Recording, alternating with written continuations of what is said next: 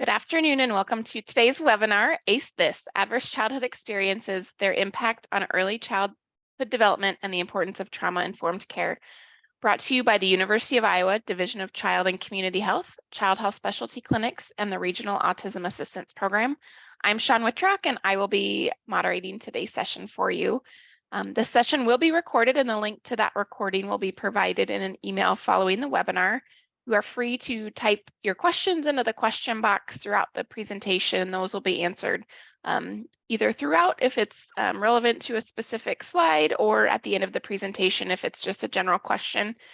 CE credits will be available to those attending the live session, and directions for obtaining those credits will be shared at the conclusion of this presentation. So I am pleased to introduce and welcome our presenter today, Dr. Meredith Fishbane-Gordon. Dr. Fishbane-Gordon is a clinical associate professor at the University of Iowa Stead Family Children's Hospital and a primary care pediatrician at the University of Iowa Scott Boulevard Clinic. After training at the University of Chicago and the Children's Hospital of Philadelphia, she worked in a large private pediatrics practice outside of Boston for 7 years prior to moving back to the Midwest in 2014. Dr. Fishbane-Gordon has had an active role in the integration of developmental screenings into private practice and is a champion for early screening and detection of developmental delays. Without further delay, I will turn the presentation over to Dr. Fishbane-Gordon. Hi, everybody. Welcome. Thanks for joining. So let's jump in. We got a lot to cover today. Just wanted to point out that our sponsors are who Shawn already mentioned. Full disclosure, I have no commercial interest, neither do the course planners or directors of the series, but I am a peer consultant for First 5 Healthy Mental Development Initiative, which I do mention briefly in this talk. So we have a bunch of learning objectives today. So first, we're going to recognize the importance of adverse childhood experiences, or ACEs. We're going to contrast the impact of stress with toxic stress on the developing brain. We're going to recall ways that exposure to trauma may impact a child's mental and physical health. And we're going to review the importance of developmental screening to identify children at risk. So back in the 1980s and 1990s, we knew that there were certain health risk behaviors that once adopted could lead to disease, disability, and social problems in some of the those who adopted those health risk behaviors. And because of these disease states or disabilities or social problems, some led to early death. And so the CDC wanted to fill in the scientific gaps and figure out what led to the adoption of these health risk behaviors to be able to create more effective prevention programs. So the ACEs study was designed to do just that. And this is the original ACEs study that was put out in the 1990s, the relationship of childhood abuse and household dysfunction to many of the leading causes of death in adults, the Adverse Childhood Experiences, or ACE study. And the co-lead authors are Dr. Vincent Felitti, who's an internist and with a special interest in obesity health in San Diego, California, part of the Kaiser Permanente group, and Dr. Robert Anda, who is a CDC epidemiologist. And together they created this highly powered study, which included data from over 17,000 patients who responded to a detailed survey about past childhood adverse experiences after completing a standardized medical evaluation. And what they found was a strong graded relationship between the breadth of exposure to abuse or household dysfunction during childhood and multiple risk factors for several of the leading causes of death in adults. And so what are ACEs? So the original ACE study delineated these 10, and we'll talk about how that's expanded over time.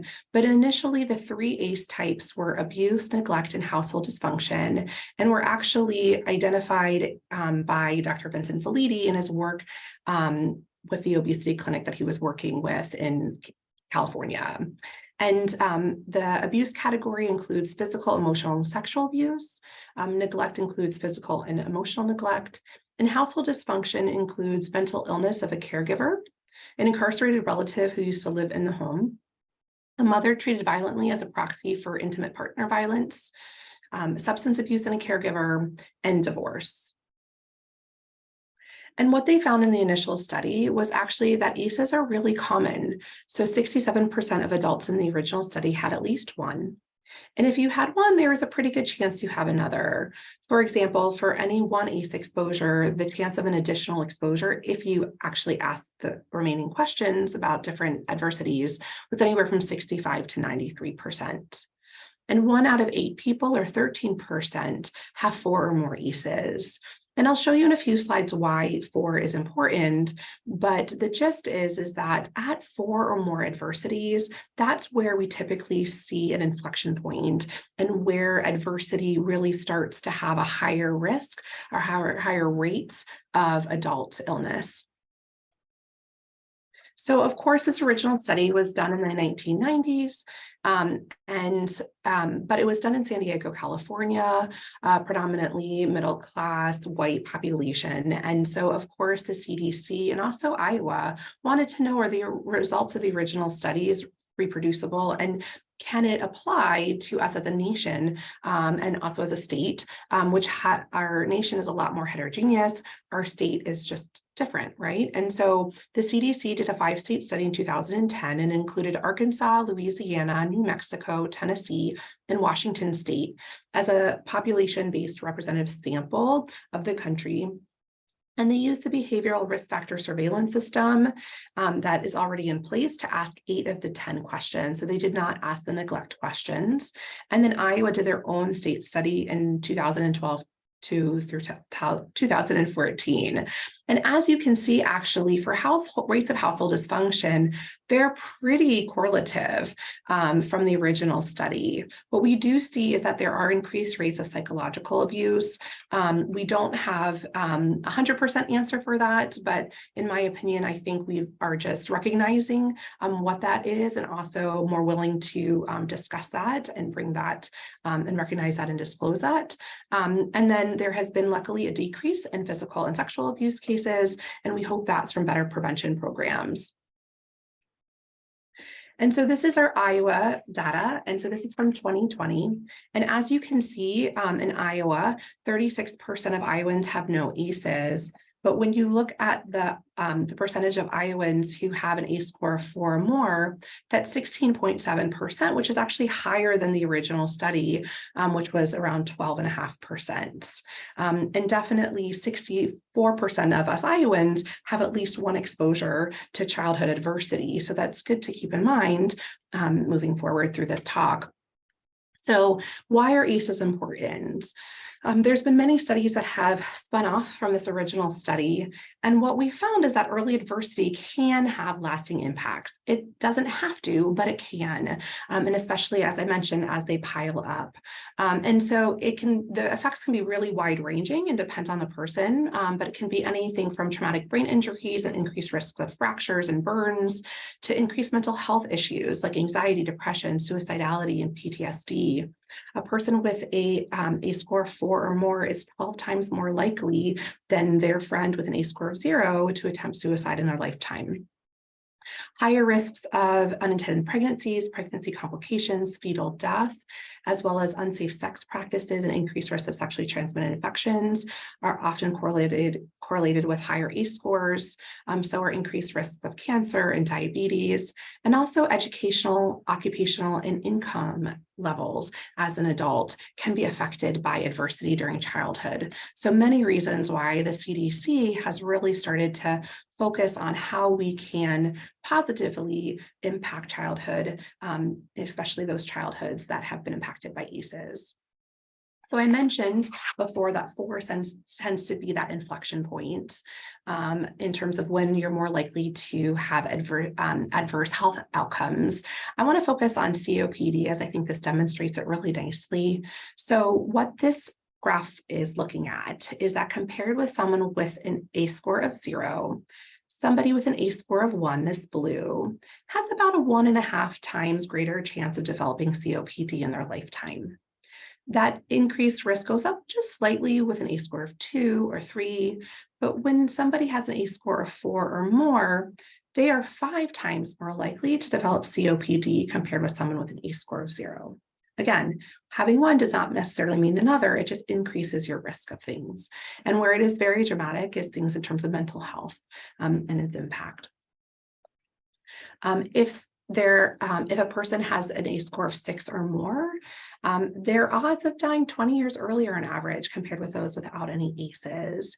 And so these facts of the next couple slides have really impacted the CDC and their desire to really dive into finding ways, right, to help minimize the impact of adversity, right? In the 20th century, there was great strides in terms of getting more longevity in our population with vaccines and clean water.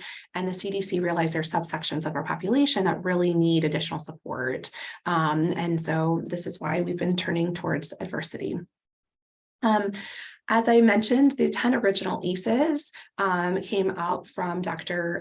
Felidi's work in the adult population. But looking at that list as a pediatrician, I can see where some of those obviously can be very impactful, but there's other adversities that my patients face that might be more impactful, in my opinion, than some on the original list. And so others have been creating a list of additional childhood adversities to expand that list in our definition of adverse childhood experiences.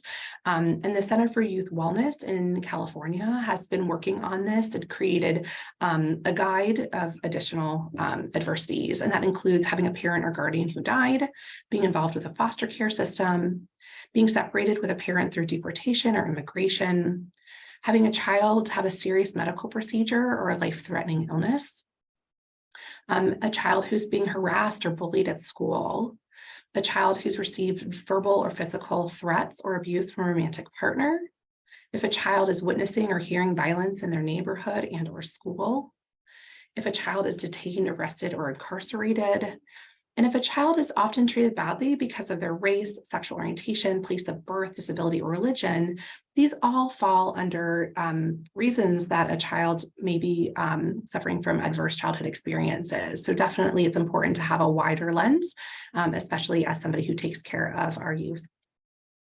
In light of our topic, I wanted to just look specifically at some research that's been done in terms of adversity and autism. In 2016, Berg and her colleagues were the first to demonstrate an increased incidence of ACEs in patients that have autism. And she used data from the 2011 to 2012 National Survey of Child Health.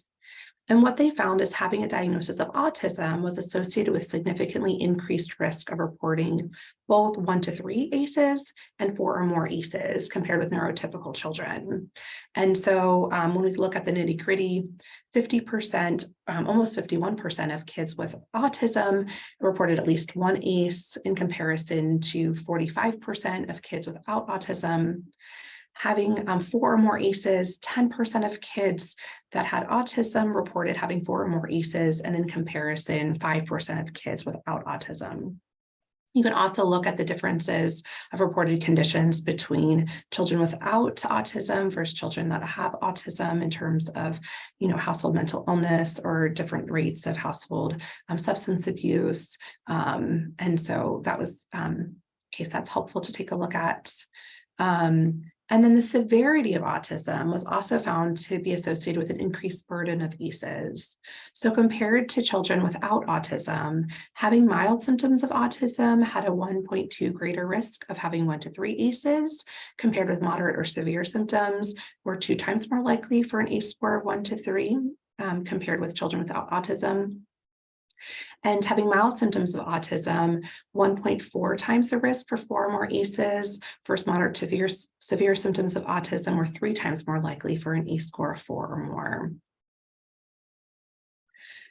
The Bernier Lab actually put out in June 2017 Trauma and Autism Spectrum Disorder Reference Guide, and that may be really interesting to take a look at for my audience. But what they found is that people with autism are at increased risk of trauma through victimization or stress.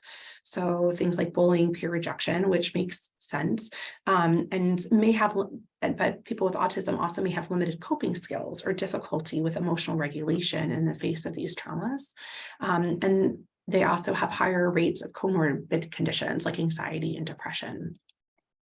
What they often found is that if assessing exposure to trauma, people with autism might think more concretely, so might answer questions inaccurately. So it's really important that we think about our wording if we're going to be asking questions about exposure to trauma. And then they also noted that differences in social awareness and perception that may characterize autism may impact the way events and experiences are interpreted as well. So lots to keep in mind when we think about our patients with autism and how they may respond or react in the face of childhood trauma.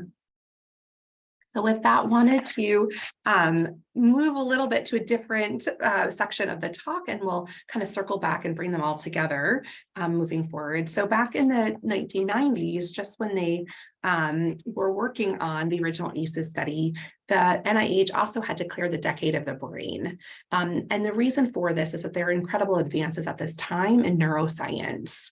And so these discoveries were revealing the critical role that experiences and that brain activity that's related to it play in both determining how the brain wires itself initially during development, and some people call that the foundational architecture of the brain, okay? And then how it rewires itself, so how the brain rewires itself in response to changes in the environment, and that's what we call plasticity. And so because the brain's plasticity or ability to change with time declines with age, early childhood experiences really lay the foundation for a lifetime of learning, wellness, healthy behaviors as well. So this is just a cartoon schema of early brain development. And so as you can see, relative to an adult, a newborn has not as many neurons. These are these brain cells right here.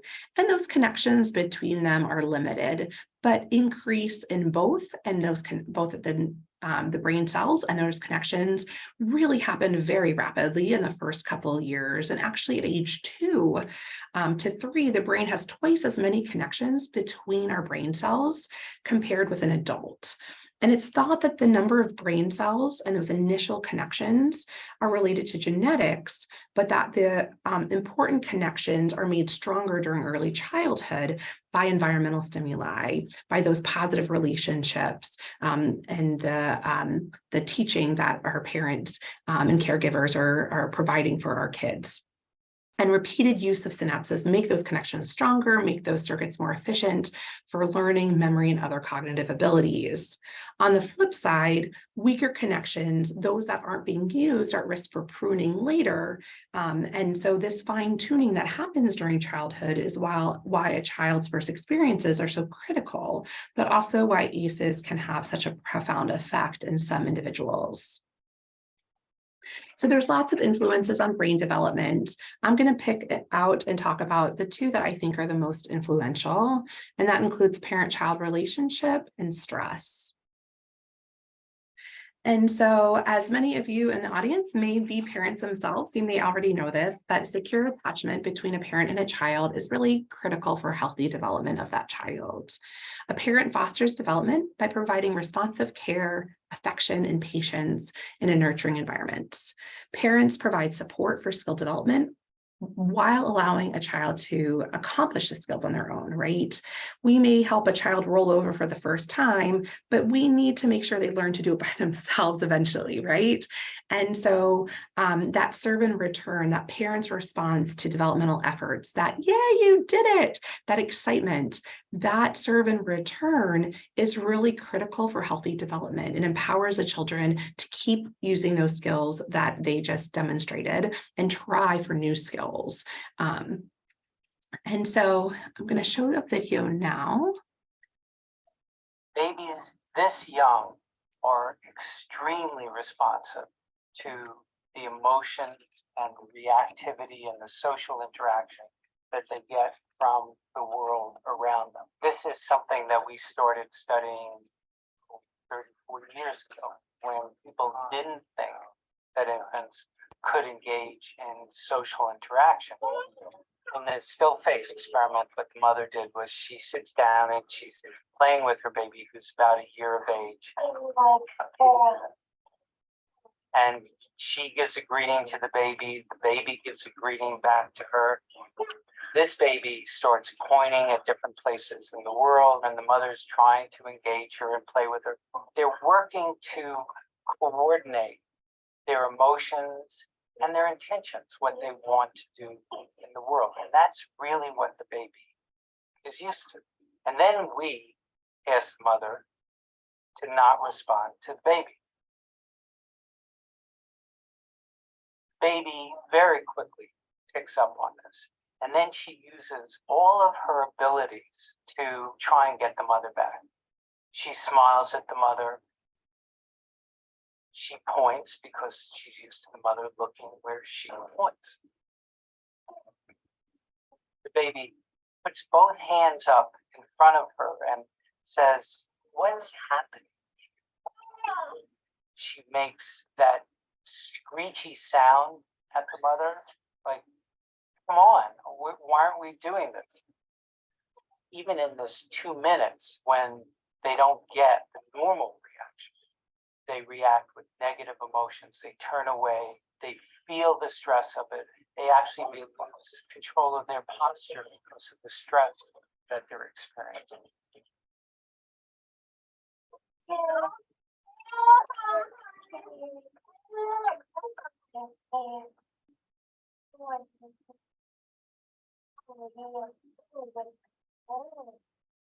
a little like the good, the bad, and the ugly. The good is that normal stuff that goes on that we all do with our kids. The bad is when something bad happens, but the infant can overcome it. After all, when you stop the still face, the mother and the baby start to play again. The ugly is when you don't give the child any chance to get back to the good. There's no reparation, and they're stuck in that really ugly situation. And so you can see where if a parent is not able to attend their child in the way that they would otherwise like to, for instance, a parent that has postpartum depression or a parent that has a substance use issue and may not be fully aware at all times of their child's needs, how that can really impact a child at the youngest ages. And so with that kind of transition, I want to talk about stress, right? There are many types of stress in our lives, and that could be social, environmental, biologic. Learning how to respond to stress is really critical to normal, healthy child development. And the lasting impact of stress, though, is more related to the child's response to stress rather than the number or type of stressful events. And so he talked about the good, the bad, and the ugly, right? And so positive stress is that good stress. That's a mild, moderate, short-lived stress response that's necessary for healthy development. The brief increases in heart rate, those brief surges of our adrenaline and other hormone levels that happen with things like the first day of school, getting a flu shot, getting frustrated, but they're short-lived, and then we're able to overcome them and hopefully learn a lesson for the next time we are encountering a similar situation and better able to cope. A tolerable stress is more severe stress response, but it's still limited in duration, which allows for recovery. So an example for that in the real world would be the result of managing a death in the family, a frightening accident, a messy parental divorce, but it's always in the context of a supportive relationship with an adult caregiver, ideally a parent or guardian, who helps the child during that time of stress and kind of walks them through how to cope and manage during that time. And that presence of that supporting adult who creates a safe environment and helps them learn to cope and recover is one of the critical ingredients that makes that stress tolerable. And then lastly, there's toxic stress. That's the ugly, right, that he was talking about. And that's extreme, frequent, or extended activation of the body's stress response system without the buffering presence of an adult. So examples could be physical or emotional abuse in the household, chronic caregiver neglect, caregiver substance abuse or mental illness, and or the accumulated burdens of family economic hardship. And what's different about this is not only that it's more ongoing, typically, but also that the person that should be making the stress tolerable or should be walking alongside that child, helping them cope, is often the person that is causing the stress in the child's life. And so that's what the difference is. And so that prolonged activation can then affect the development of brain architecture. So I'm not going to give you quizzes at the end about the brain anatomy, but I thought it was really helpful. I think it's helpful to think about what brain structures have been shown to be negatively affected by stress, as I think it'll help inform our conversation about how we see this, how we see adversity present in kids. And so the hippocampus can be affected by stress, and this part of our brain is central for learning and memory storage. The amygdala regulates our emotional responses. The prefrontal cortex, so that's the front part of the brain, it's our brain's air traffic control system. So it supports the development of a wide range of executive functions, including planning, monitoring, working memory, problem solving, and behavioral self-regulation. So you can see how disruption in the normal development of either one section of the brain or two of them and how they interact can really lead to an array of consequences down the road. So I like this visual image. I'm a visual person, and so I wanted to share. This is a schema of a prefrontal cortex brain in a normal subject and their hippocampus. And as you can see, really robust like connections within each different part of the brain, and then between them this really thick connection, right, to support efficient circuitry and communication between these parts of the brain. But in a brain that has been affected by toxic stress, you not only see a lack of that similar patterns within each of the structures, there's some other pathways that have been really highlighted. And then the connection between those two really key parts of the brain is really thin and not as robust as we would like. And so with this information together, we really can start piecing together that pyramid, right? The ACE pyramid. And we're learning that adverse childhood experiences can, in some individuals, lead to social, emotional, and cognitive impairments. And these impairments can lead to health risk behaviors as often a coping mechanism. And unfortunately, these health risk behaviors set some individuals up for future disease, disability, and or social problems, which then can lead to early death. And so we've also been doing, as we're looking at ACEs, looking bigger picture, right? Outside the individual and influences. And I really, really like this, this picture that was put out by ACEs 360 Iowa, which really shows us as individuals in the context of everything around us, right? And so it's not just what's going on in the home, the branches of the tree, but it's also the environment. Natural disasters or climate crisis can affect us. You know, thinking about those families that are displaced from the recent Iowa tornadoes. And then think about our community, historical trauma, structural racism, violence in our communities, poverty, poor housing quality, poor water supplies and air quality, substandard schools, all of these things, that milieu, right, impacts our growing trees, our people, right, us. And so they're all interconnected, and we really need to pay attention to all of this to have best outcomes for our children.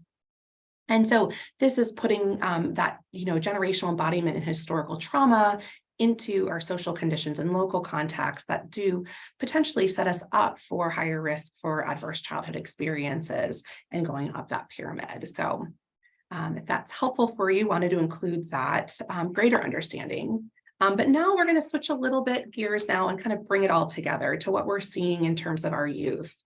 And so in Iowa, in the 2012 to 2014 time zone, when they were collecting data on ACEs in the adult population, they surveyed 6th, 8th, and 11th graders in our schools, trying to get a sense of how many risk factors or adversities our children were experiencing. And while 40% of Iowa children at the time reported no ACEs or no risk factors, truly a quarter of our patients, or over a quarter of our students, were experiencing at least 3 or more adversities, and 8% were experiencing 6 or more. So definitely our youth is at significant levels of stress. So recognizing that is really important as providers. And when we look at the Center for Developing Child out of Harvard University, they did a study looking at how adversity in the first 3 years can really make an impact. And as you can see, if you have 1 or 2 adversities in childhood, not a huge increased risk of developmental delay. But as you can see, right, we talk 4 or more. So if you have 4 or more risk factors or adversities in childhood, you have over 40% chance of having a developmental delay by age 3. And if you have 7 or more, you're almost guaranteed to have a developmental delay in that first 3 years. And so we'll talk about it briefly in the future, but this slide itself really makes me a huge advocate for doing intentional developmental screening as recommended by Bright Futures and EPSDT at 9, 18, and 30 months. And the reason is we don't know, I don't know all the adversity my patients are going through. There's a lot of reasons for that. But what I do know is I can intentionally do this screening universally to be able to catch kids as early as possible with delays, so I can get them connected with the help that they need, and hopefully also some community supports, so that we can really kind of get those kids ideally back on track or as close to it as possible, so that they thrive once they hit kindergarten. So speaking of kindergarten and ACE's effect on learning, so Dr. Nadine Burke-Harris, who I mentioned, she runs the Center for Youth Wellness in California, or founded that, I should say. She was then went on later on, after these studies, went on to be Surgeon General of California. And she's actually piloting, she helped lead the state of California in right now they're piloting universal ACEs screening there to see if that's helpful. And so before she did all that, she did this really interesting, a number of studies. The one I'm showing here is looking at effects of ACEs and learning. Her population, where she was doing ACE screening, 67% of her patients had an ACE score of at least 1. And what in this study she looked at is learning and behavior problems, because there's a lot of evidence that early learning and behavior problems are linked to later development of depression, anxiety, bullying, and suicidality. And so what she did is she looked at her patients with an ACE score of 0 and saw that 97% of them had no learning or behavior problems, but 3% did. But as you march up the ACEs score, you have higher rates of learning or behavior problems, to the effect that if her patient had an ACE score of 4 or more, there were more than 50% of those patients had learning or behavior problems. So why is this? Okay, so now we're going to look at how the impact on brain development can actually manifest, right? So it can affect working memory, right? So that's the connections between the frontal lobe and our hippocampus, the memory storer. And so infants, toddlers, and preschoolers can just have difficulty acquiring developmental milestones. So again, they may fall behind compared with their peers, which is why that the routine screening is really important. School-age children and teens have difficulty not only acquiring school skills, but keeping up with the pace of academics, and they can fall behind. And then on top of that, losing details because of issues with their memory center can lead to confabulation. And that's not lying, but it could be viewed as lying. So what happens is that patients can try to remember something, but there's holes in that memory. And so their brain tries to fill in those holes with the logical answers or information, but it's not always correct, but they remember it as that. And so it can be viewed by others as lying, but it isn't. And so that can be frustrating for them and others as well. And then it can also show up as a lack of inhibitory control. So infants, toddlers, preschoolers can manifest as having severe frequent temper tantrums. They can be aggressive to others. Similarly, school-age kids and teens can be frequently disruptive to the classroom. They can fight with their peers, and their impulsivity can really threaten health and well-being. And then lastly, there can be a lack of cognitive flexibility. So what does that mean? Infants, toddlers, preschoolers can get easily frustrated. They can have difficulty with transitions when they have to move from one task to the other. School-age kids and teens can have a lot of organizational difficulty, and they can look like a learning disorder. It can look like ADHD because they have impulsivity and they have that lack of organization. Teens can also run into trouble when they're trying to do common things that a teenager learns to do, like drive or have a job that requires rapid interpretation of information, and they may not be able to interpret information as fast as they need to perform these functions. And then there's also the acute findings of trauma, right? So these changes in brain structure, right, and their connections are more long-term effects that potentially may happen with trauma exposure. But acute exposure to trauma can also present in our clinics and in our patients. Things like headaches, abdominal pain, eating disturbances, so lack of hunger, overeating, even hoarding behaviors can lead to sleep disturbances and new onset toilet concerns like new onset encopresis or enuresis, so bedwetting. As an example, anxiety, fears, avoidance behaviors, behavior concerns and regressions in functioning can be seen, and difficulty with self-regulation. So kids with having strong and appropriate responses or low tolerance for stress or being easily frustrated. And kids that have been exposed to trauma can also be irritable or have aggressive behaviors. So of course, then this begs the question, right? Okay, we know that adversity can affect our patients, right? So should we start screening them? And if so, where would we do that? Is that the medical home? Is that childcare? Is that community programs? Who should be doing that and what? And right now, actually, there's no universal recommendations. There's no recommended screening tools. Right now, it's being studied. And I mentioned that, the state of California is doing one, and there's smaller studies throughout the US. But at this point in time, there is no universal recommendations for screening for adversity and or resiliency. But as I mentioned before, there is recommendations for developmental screening, which is really important. There was a really nice article put out by Dr. Anda in March of 2020. Again, he was one of the original authors of the ACEs study, and he actually really cautioned the use of ACE on an individual level.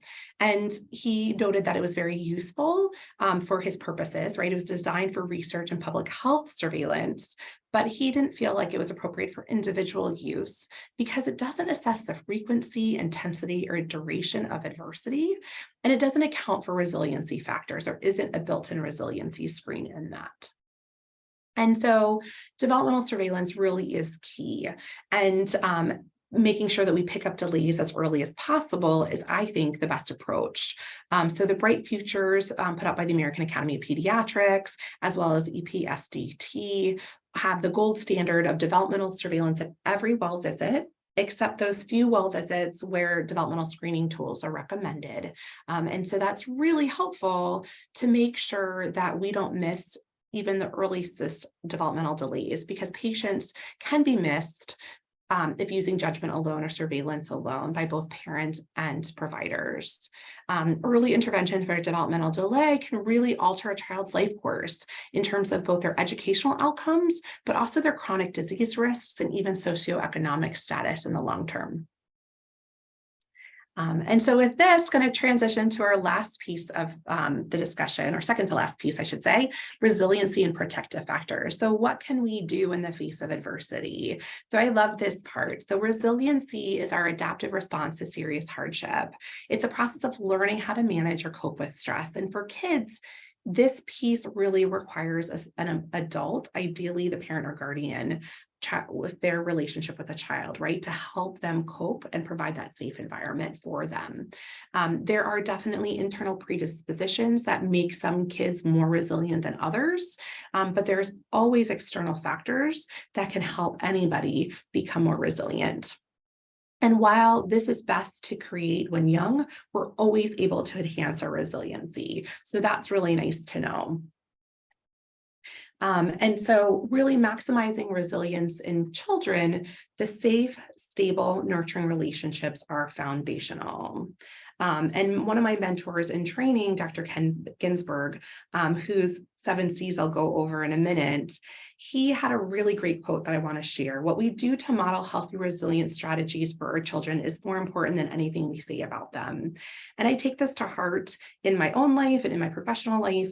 I think it's really important as that the parents also make sure that they are doing what they need to do to become resilient individuals and role model, right, how to be as resilient as possible for their kids to also have that feature of that relationship. And so Dr. Ginsberg created the 7 C's of resilience, which I think is a really nice way to approach how to foster resiliency in parents and families that come and want to know what they can do to help their child become more resilient in the face, just in general, or because there's an adversity that they have been managing. And so this, you can pick out a couple of these, or you can give them a list and they can start thinking about it. But let's go through them quickly. So one is competence, right? So we need to allow space for our children to create new skills and recover themselves when they fail or fall short of goals. Because kids need confidence that's needed to navigate the world and think outside the box and recover from challenges. We need connections, not just within the family, but also to friends in school and community. Kids need to know that they're supported in their community when they try something new. Character. We need to make sure that we instill morals and also commitment to integrity with our kids. This is my favorite, contribution. So the gratitude back from helping others creates feel-good feelings about themselves as individuals. And it also fosters in kids the understanding that it's okay to ask for help when needed, because we all are going to need help. And knowing that it's okay to do so is really important from the youngest of ages. Coping, teaching healthy coping strategies on how to handle stress so that they're automatic choices is really important. And then lastly, control. Learning that privileges and respect are earned through demonstrated responsibility teaches kids how to make good choices and feel a sense of control. And then there's this new concept of positive childhood experiences that have come out in the last few years, which I really like as a nice counterpoint to ACEs. And what they found in a small study of over 6,000 individuals in Wisconsin showed that 7 positive childhood experiences were associated with decreased rates of adult depression or poor mental health in the people involved in the study. And what they found that the ability for them to feel like their family, they could talk to their family about feelings during childhood was really important, that they felt that their family stood by them during difficult times, that they felt safe and protected by an adult in their home, that they had at least 2 non-parent adults that took a genuine interest in them, that they felt support by friends, a sense of belonging in high school, and that they enjoyed participating in community traditions. So these are some really tangible things that we can do for our own patients and the kids in our community to really help bolster positive experiences, as we could all benefit from increased resilience. Just some studies that back up positive childhood experiences. So in August of 2020, there was a 10-year longitudinal study of 500 10 to 13-year-olds that showed that despite ACE exposures, the presence of these counter ACEs or positive childhood experiences demonstrated less risky sex, reduced depression, and less substance abuse, and better positive body images. And then in 2022, a study was released that showed 5,000 kids in Australia's national survey that showed that cumulative exposures to positive childhood experiences from age 0 to 11, that children with more positive childhood experiences had fewer mental health problems and fewer academic difficulties as 14 and 15-year-olds. So I think that's really also helpful information to know. So how do we incorporate resiliency into care?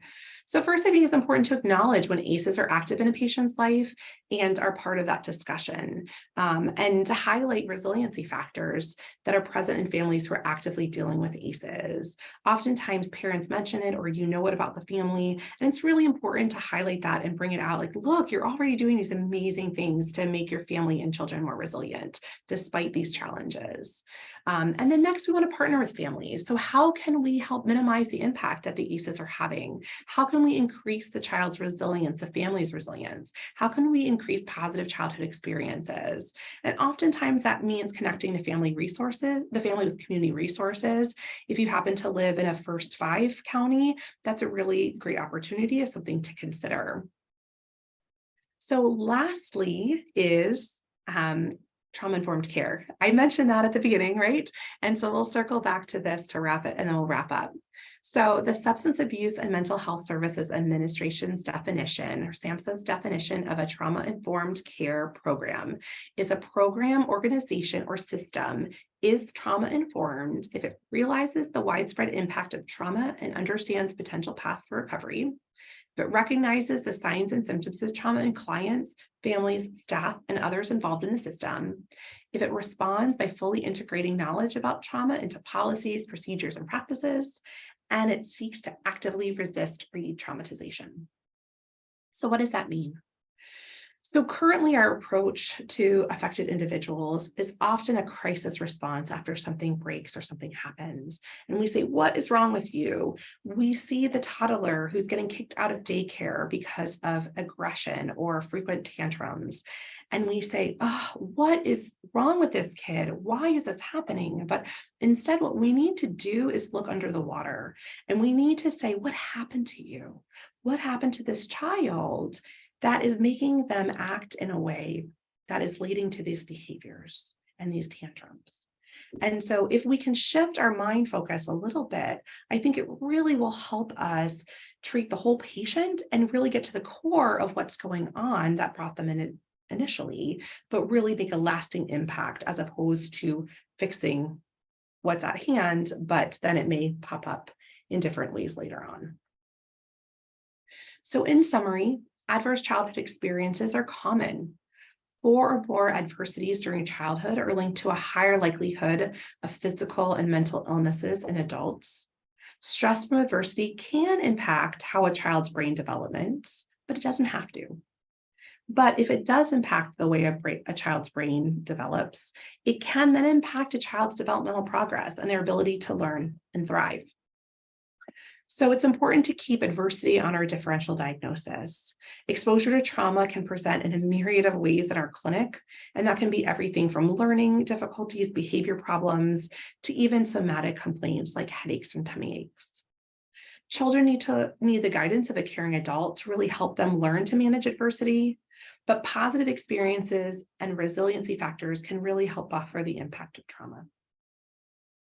So with that, I am going to start opening up for questions. I do want to just call out that while I do have a number of reference pages at the end, I did put together my favorites. So if you want to know where to go next to dig deeper, these are what I would start with, in my opinion, the best bang for your buck. So they will be on that PDF that Sean sends shortly. All right. Thank you, Dr. Fishbane-Gordon, for that information. We do have time to take some questions, so either please type your questions in the question box that should be at the tab on the bottom of your Zoom screen, or you can go ahead and hit the raise hand button and I can unmute you and you can ask your question directly. But while we're waiting for any questions to come in, I will follow up with a few housekeeping items. So for attendees who would like to claim continuing education credits, the University of Iowa Carver College of Medicine has an online portal to complete the course evaluation and download the attendance certificate. So I will put the link to that evaluation in the chat box right now, but you will also be receiving not directly, but sometime this afternoon, once I get the recording uploaded, you'll receive an email with the step-by-step instructions on how to access that online portal and complete the evaluation. And one thing, if this is your first time accessing that portal, you will have to create an account through that, and then it doesn't take you directly into that portal, the CME portal. So you will have to just re-click that link that's in the handout or in the email. All right. So we have a couple questions coming in. How do you move forward with approaching someone that doesn't have any idea that they are causing ACEs? That's a great question. I guess it really depends on the situation. So I don't know if there's anything in particular that comes in mind. But obviously, if there is something going on in the family dynamics, or how the parent is interacting with the child, opening up that discussion, I think, is important. But yeah, it's a little bit challenging to know without exactly, but feel free to, elaborate if that's, if you have any specifics there. And then let's see. Yes, we'll be sending the recording out at the end, and then that will have a PDF of the slides as well, I believe, right, Sean? Correct. Yes. So you'll have access to all of that. Just give her a little bit of time it takes to download the recording and make that. So it should be later on today though. And then is autism leading to ACEs or ACEs leading to autism? I think that's a great question. I think that having any child with special health care needs places a extra burden on a family, and a family unit without special healthcare needs is challenging enough. But I think that, I think it depends on the situation, but it definitely can add an extra strain and stress. So I think that having all of our patients, right, we should be looking for any kinds of stressors to try to help alleviate that, so that the kids can really grow and thrive. But especially in our families that have special health care needs that may have increased costs, associated with that. And that can be financially, that can be time-wise, that can be strain. I think it's really important that we just do our best as providers to support our families in any way that they need it. So that doesn't quite answer the question, but hopefully that's helpful. And then another question is, adversity happens early in childhood. What are the top ways to impact adults? I think that's $1 million question. I think it impacts everybody in such different ways, right? And so it can be health impacts. It can be the brain in terms of the way that we learn, and that can obviously impact our educational success, and then our socioeconomic status.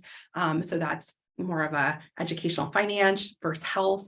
I think of health and mental health as one, but you can even divide health out into mental health, and how it could potentially impact, as well as physical health, like diabetes risk and the like. And so unfortunately, it can impact in so many different ways. Everybody is different. And so that's why we always have to just think about it when we are addressing our patients that are struggling. How can you provide support to families that have ADHD symptoms in children after losing a loved one? Ooh, that's a great question. I mean, that's what's really hard, in my opinion. I think that there's, depression and anxiety can definitely mimic ADHD symptoms. And so, and in those cases, when that happens, I typically like to reach out to my colleagues that are experts in kind of just teasing that away to figure out how to best support that child at the time in terms of, is this an acute adjustment, natural bereavement issue? Is this something that needs a little bit more support in terms of, is this depression or anxiety?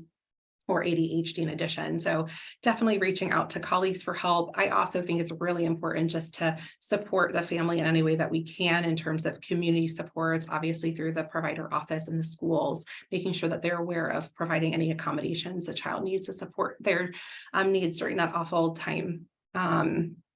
Let's see, other questions. Let's see, do you think the COVID pandemic related will be considered an ACE at some point?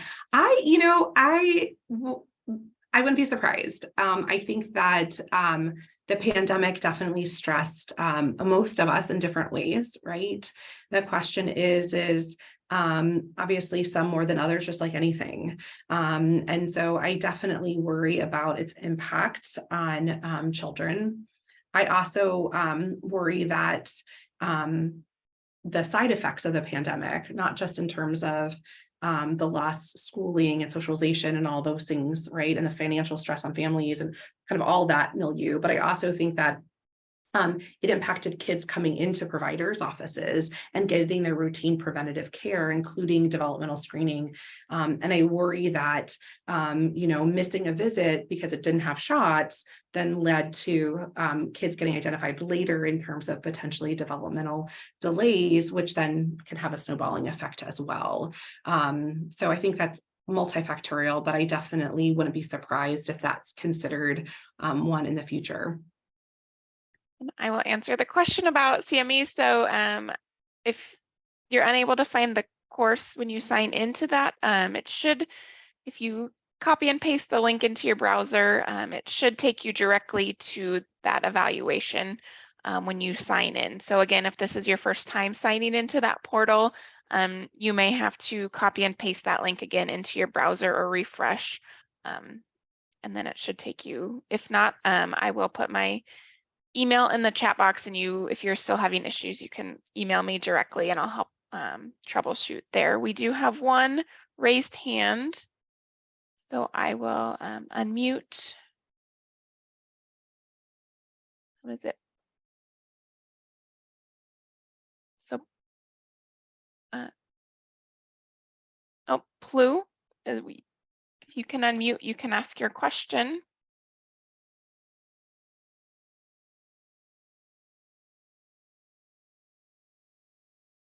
All right, Judy, if you unmute, you can ask your question as well.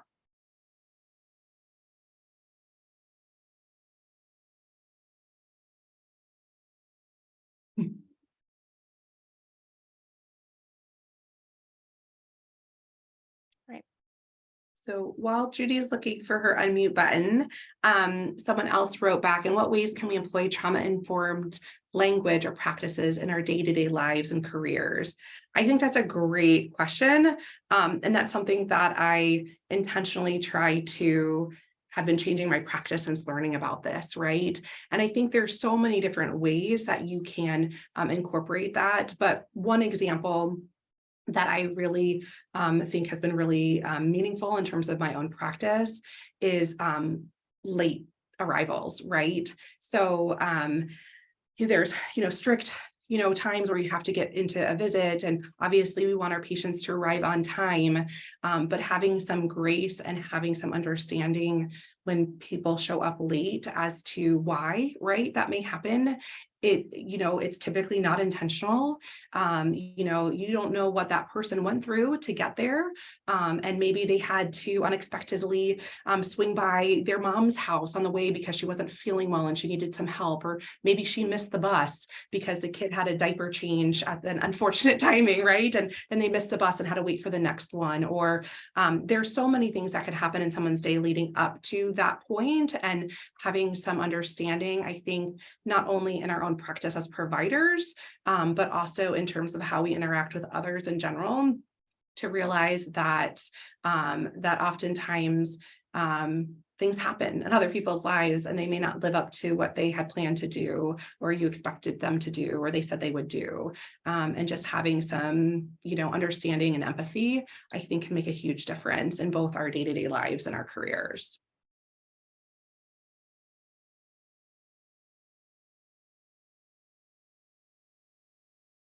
All right, and we have one more. Brenda Joan, I'll unmute you and you can unmute yourself. You have permission to ask a question out loud. Do I put anything into the chat? It looks like it's been disabled. Oh, we can hear you. All I wanted was your email address and you just posted it. Oh, So perfect. Sounds great.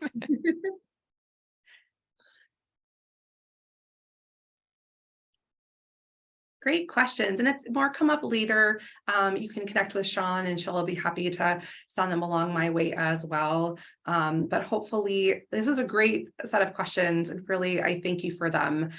This is a great experience. Hopefully you guys learned some and feel free to, send me more questions as they come. Absolutely. Well, and we as we are closing out, I just want to sincerely thank you, Dr. Fishbane-Gordon, for joining us today, and then for all of you who attended. And this will conclude our presentation for the afternoon. So have a great day. Thanks, everyone.